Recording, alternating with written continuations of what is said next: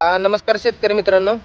आपण जी ऊसाची लागवड केली आहे त्या ऊस लागवडीमध्ये आपल्याला आंतरपीक घ्यायचं आहे भुईमुगाचं.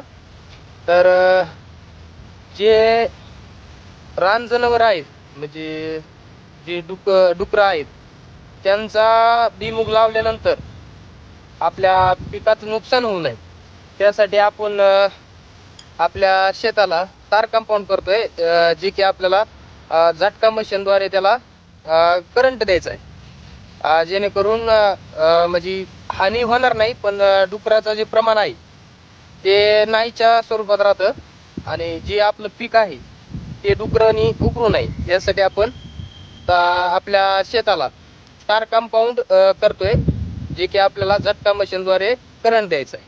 तर चला मग आपण तार कंपाऊंड बनवून घेऊ.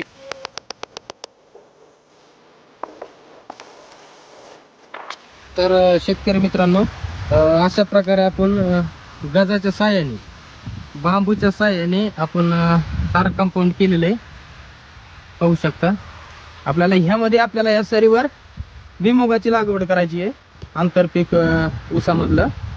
तर त्यासाठी आपण तार कंपाऊंड केलेलं आहे, डुकरांनी उकरू नये म्हणून. हे अशा प्रकारे आपण झटका मशीन जोडलेलं आहे सोलार पॅनलचं.